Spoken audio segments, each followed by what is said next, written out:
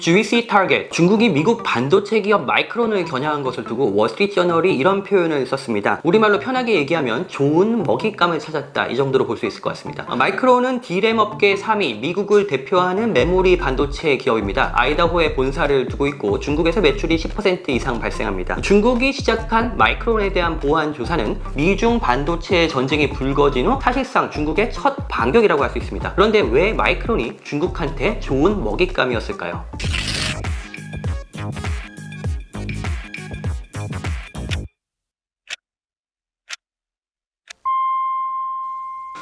안녕하세요. 서울경제신문 워싱턴 특파원 윤호우입니다. 지난해 10월에 이 글로벌 반도체 시장에 두 개의 빅 뉴스가 있었습니다. 첫째는 미국의 대중 반도체 장비 수출 통제입니다. 이를 통해서 기존의 로직 반도체는 물론 메모리 반도체까지 모든 첨단 반도체 분야에서 기술과 장비가 중국으로 가는 것이 통제가 됐습니다. 이 과정에서 미국의 수출 통제 리스트에 새로 오르면서 주목을 끈 기업이 있습니다. 바로 중국을 대표하는 메모리 반도체 기업 양쯔 메모리입니다. 중국 내수 시장을 발판으로 무섭게 치고 올라오다가 미국의 제재를 받으면서 기세가 꺾이는 상태입니다. 두 번째 뉴스는 거의 비슷한 시점에 이뤄진 마이크론의 1000억 달러 규모의 투자 발표입니다. 마이크론은 미국의 반도체 보조금을 발판으로 뉴욕주 북부 클레이에 미국 역사상 최대 규모의 반도체 제조시설을 짓겠다고 밝혔습니다. 바이든 대통령은 당시 마이크론의 투자 발표와 관련해서 이렇게 얘기를 했습니다. 미국이 미래 산업을 지배할 수 있을지 의심하는 사람들에게 결코 미국에 맞서지 말라는 얘기를 하고 싶다. 이 두 가지 뉴스는 개별적인 듯 하지만 사실상 하나로 연결되어 있습니다. 해석하면 미국의 대중 반도체 통제를 로직 반도체는 물론 메모리 반도체 분야로까지 넓히고 그 핵심 기업인 중국의 양쯔 메모리를 제재하면서 동시에 미국을 대표하는 메모리 반도체 회사 마이크론은 천문학적인 투자 발표를 하는 것입니다. 한마디로 메모리 시장에서 중국의 추격의 싹을 자르겠다. 미국이 삼성과 SK가 지배하는 메모리 시장에서도 주도권을 누려보겠다. 이런 뜻으로도 해석할 수 있을 것 같습니다. 자, 이제 중국으로 무대를 옮겨보겠습니다. 중국의 사이버 정보 판공실 CAC가 지난달에 마이크론 제품에 대한 보안 조사에 착수했습니다. CAC는 2014년에 설립된 중국 최고의 사이버 감독 기구입니다. 인터넷과 온라인 분야 감독권을 쥐고 있고요. 특히 중국 공산당의 민감한 콘텐츠에 대한 검열 기능을 가지고 있어서 이 시진핑 국가 주석에게도 직보를 하는 그런 중요한 기관으로 꼽힙니다. 그래서 CAC가 마이크론을 겨냥한 것은 결코 일상적인 업무라고 볼 수가 없습니다. 지난해 CAC는 중국판 우버로 불리던 디디 추싱이 보안 조치가 미흡하다면서 우리 돈으로 무려 1조 6천억 원의 벌금을 매겼는데요. 그에 앞서서 디디 추싱이 뉴욕 증시에 상장한 것이 중국 당국의 미운털이 막힌 계기가 됐다는 것이 정설입니다. 월스트리트저널은 CAC의 마이크론 조사를 지난해 10월 미국의 반도체 장비 수출 통제에 대한 본격적인 오복 조치라고 해석을 했습니다. 실제 중국은 이번에 마이크론의 목을 겨누면서 이 미국이 양쯔 메모리의 목을 겨누는 것과 같은 효과를 노리고 있습니다. 특히 중국에서 사업을 하는 삼성전자나 SK하이닉스 같은 미국의 우방국 기업들한테도 중국을 배신할 경우 후과를 각오하라, 이런 메시지를 보낸 것 아니냐는 관측도 나옵니다. 여기서 또 하나의 재밌는 포인트가 있는데요. 사실 미국이 아무리 중국 반도체를 옥죄다 해도 중국이 함부로 미국 반도체 기업한테 보복할 수는 없을 것이라는 관측이 지배적이었습니다. 중국이 워낙 반도체 기업, 특히 미국의 반도체 기업에 의존을 하고 있는 만큼 스스로 발등을 치기가 어렵다는 것입니다. 하지만 그런 점에서 볼 때 마이크론이 정말로 좋은 먹잇감입니다. 마이크론이 설사 중국 사업을 접는다고 해도 중국 입장에서는 대체제가 있기 때문입니다. 마이크론은 말씀드렸듯이 D램 3위 기업이고 1위와 2위 사업자는 삼성과 SK, 그들은 모두 중국에 공장이 있습니다. 메모리 반도체는 더구나 전 세계적인 공급 과잉 상태입니다. 대안이 있는 상태에서 바이든 정부에게 가장 아픈 상처를 낼 수 있는 상대가 바로 마이크론인 셈입니다. 가뜩이나 마이크론은 최근 반도체 업황 부진으로 실적이 크게 악화된 상황인데 위기가 겹쳤습니다. 이대로라면 과연 뉴욕주에서 실시하는 1000억 달러 규모의 투자를 할 수 있겠냐, 이런 부정적인 전망도 나옵니다. 또 돌이켜보면 지난해 미국의 엔비디아도 인공지능에 필수적인 첨단 그래픽 카드의 중국 수출을 사실상 중단했고요. 어플라이드 머티리얼스, 램 리서치 등 미국 반도체 장비 업체들도 미국 정부의 수출 규제를 따르고 있습니다. 그런데 그런데 이들 업체들에게 중국이 보복을 시사하거나 보복을 하려는 움직임은 아직 없습니다. 이들 기업들은 공통점이 있는데요. 모두 독보적인 기술을 갖춰서 중국이 도저히 대안을 찾기 어렵다는 것입니다. 미국과 중국의 반도체 전쟁, 이제 중국의 반격이 시작됐습니다. 지금까지의 전쟁이 서막에 불과했던 것일 수 있습니다. 마이크론에 대한 중국의 보복이 어디까지 이어질지 모르는 상태고, 삼성과 SK 등 우리 반도체 기업들한테도 후폭풍이 될 수 있습니다. 윤홍의 워싱턴 24시 다음 시간에 다시 찾아오겠습니다.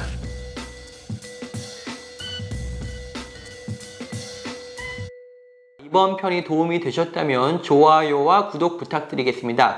알림 설정까지 해두시면 다음 편도 놓치지 않으실 수 있습니다.